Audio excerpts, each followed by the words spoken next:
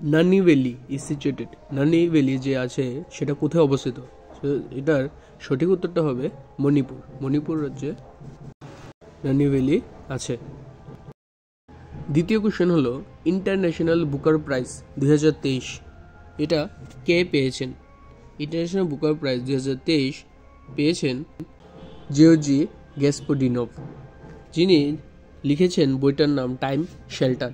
Time shelter বুকের জন্য উনি বুকার প্রাইজ 2023 পেয়েছেন। লাক্ষাদ্বীপে কতটা আইল্যান্ড আছে? লাক্ষাদ্বীপে টোটাল 36টা আইল্যান্ড আছে। ইন্ডিয়ার প্রথম লাইট হাউস ফেস্টিভ্যাল সেলিব্রেট করা হয়েছে। এটা সঠিক উত্তরটা হবে Goa. Sadhu Bet island is situated in. Sadhu Bet island কোথায় অবস্থিত? সেটা সঠিক উত্তর হবে গুজরাট। গুজরাট রাজ্যে সাধু বেট আইল্যান্ড অবস্থিত।